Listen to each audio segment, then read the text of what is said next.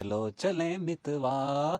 जी तो dear students, अब हम चलते हैं नेक्स्ट टॉपिक की तरफ और ये टॉपिक है लॉ ऑफ सेग्रीगेशन और इसकी डिटेल्स हम पढ़ेंगे। This is the first law of genetics that was presented by Mendel. और याद रखिएगा आप कि इस के अंदर जितने भी क्रॉसेस हम पढ़ेंगे, this will be the monohybrid cross. और मोनोहाइब्रिड क्रॉस का मतलब क्या होगा कि we will be following one trait in these experiments. सबसे पहले हम इसकी जनरल स्टेटमेंट को समझते हैं कि लॉ ऑफ सेग्रीगेशन की स्टेटमेंट क्या है। इसमें 3 पॉइंट्स आपने याद रखने हैं। पहला पॉइंट यह है कि किसी भी एक इंडिविजुअल के अंदर अलील्स पेयर्स की फॉर्म में मौजूद होती हैं। This is the first point of the law of segregation. Second point यह है कि जब गेमीट फॉर्मेशन होती है तो ये अलील्स एक दूसरे से सेपरेट होती हैं या सेग्रीगेट होती हैं, और इस तरह से कि एक वक्त में एक गैमीट सिर्फ एक मेंबर को रिसीव करता है, यानी इंडिविजुअल में पेयर की फॉर्म में और गैमीट के अंदर उसका एक मेंबर मौजूद होगा। और जब फर्टिलाइजेशन होती है तो ये एक्चुअल नंबर रीस्टोर हो जाता है, या आप कहेंगे कि ये जो जीन्स हैं, अलील्स हैं, ये रीयूनाइट हो जाती हैं। सो ये 3 इंपॉर्टेंट पॉइंट्स हैं which are related to the law of segregation.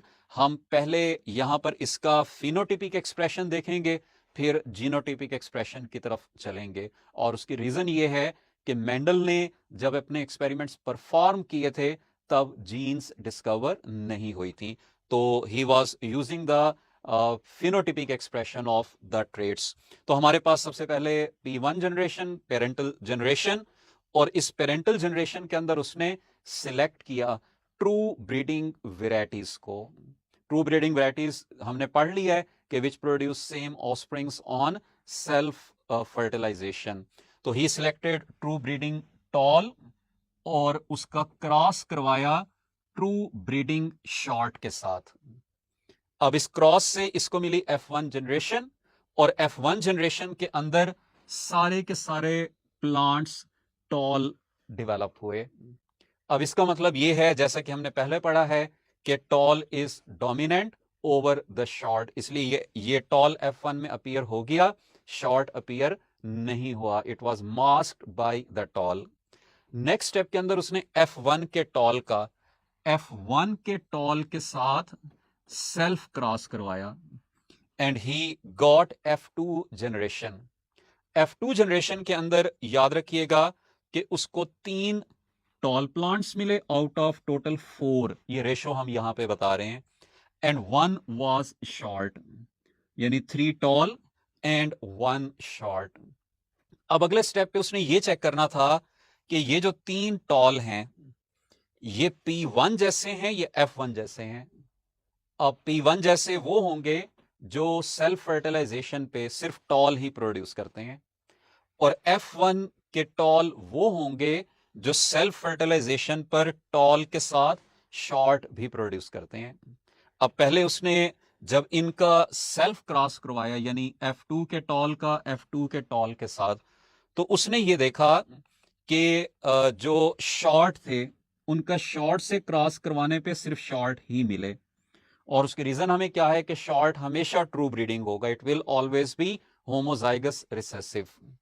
जबकि यहां पर उसने देखा कि इन 3 टॉल में से F3 जनरेशन के अंदर जो एक टॉल था that was similar to the P1 toll.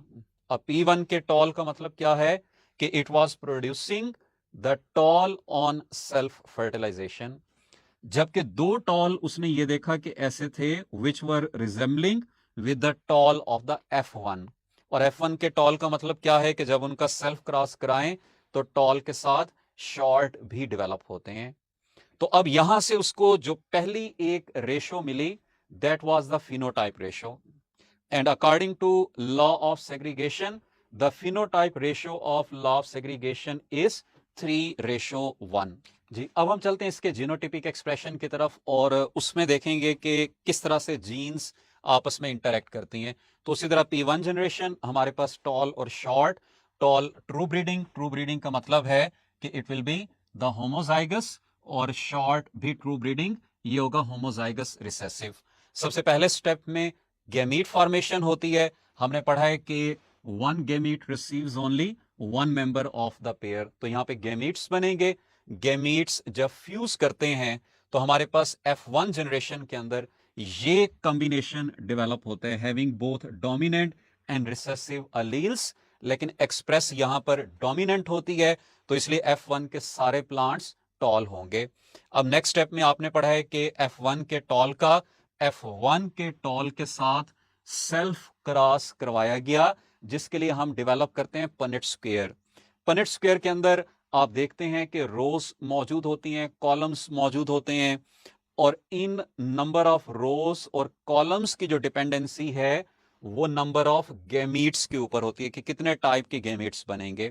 जैसे यहां पर आप देख रहे हैं कि suppose this is the male plant, this is the female plant. तो मेल प्लांट के अंदर दो तरह के गैमीट्स बनेंगे, half with the dominant Aleel, half with the recessive अलील। इसी तरह फीमेल प्लांट के अंदर दो तरह के गैमीट्स बनेंगे, half with dominant, half with recessive alleles. तो दो दो टाइप के गैमीट्स हैं, तो we will draw two columns and two rows, और उनके अंदर इन गैमीट्स को हम प्लेस कर देते हैं कि सपोज यहां पे ये मेल प्लांट होगा, यहां पर ये फीमेल प्लांट को रिप्रेजेंट कर रहा है।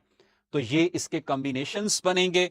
इन कॉम्बिनेशंस में आप लोग देखते हैं कि हमें 3 टॉल मिल रहे हैं out of 4 combinations, there is 1 short. तो ये तो हो जाएगी फिनोटाइप रेशो। लेकिन हम देखेंगे कि इसमें से एक टॉल है होमोजाइगस, 2 टॉल हैं हेट्रोजाइगस, और जो शॉर्ट है वो होमोजाइगस रिसेसिव होगा। तो इसीलिए यहां पर जब हम फिनोटाइप रेशो बनाते हैं तो वो हमारे पास 3:1 बनती है, लेकिन जीनोटाइप रेशो बनती है 1:2:1। यानी एक इसमें ऐसा होगा जो होमोजाइगस, 2 होंगे हेट्रोजाइगस, और ये होगा होमोजाइगस शॉर्ट। तो इसको हम कहेंगे genotype ratio of law of segregation. तो पहले आपने पढ़ी थी फिनोटाइप रेशो, दैट वाज 3:1, और अब आपने पढ़ी है genotype ratio, that is 1:1 for law of segregation.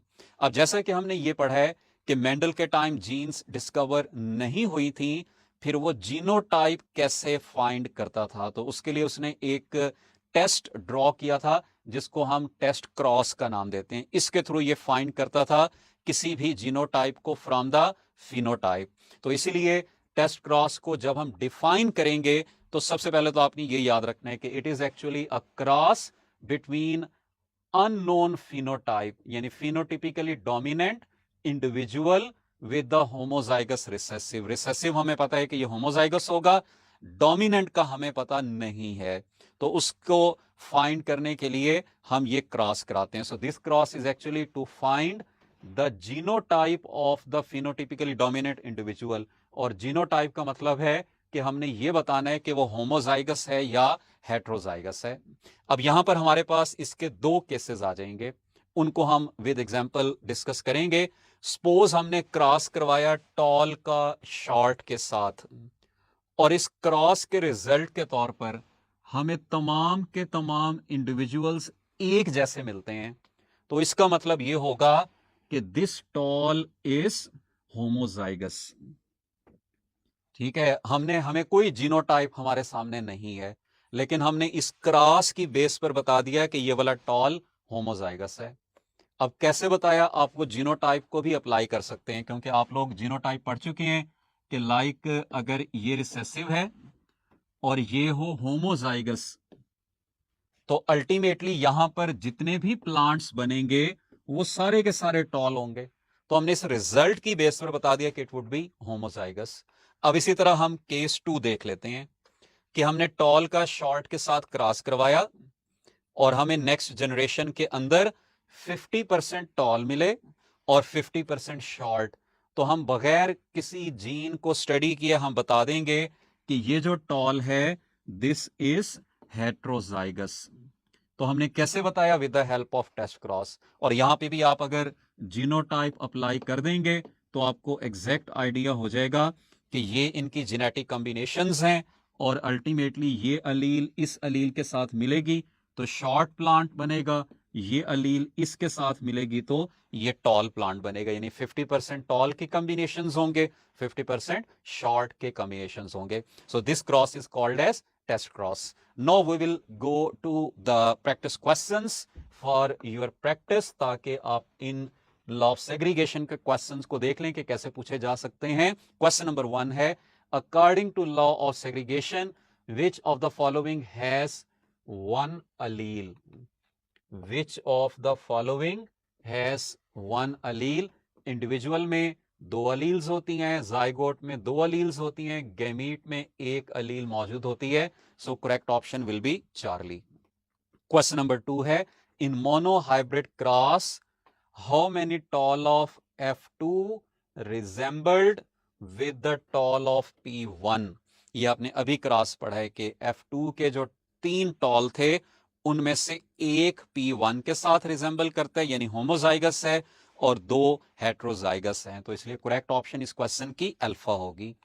Question number 3 है, it is the genotype ratio of law of segregation. Simple question है, जीनोटाइप रेशियो का पूछा है तो आंसर होगा 1:2:1.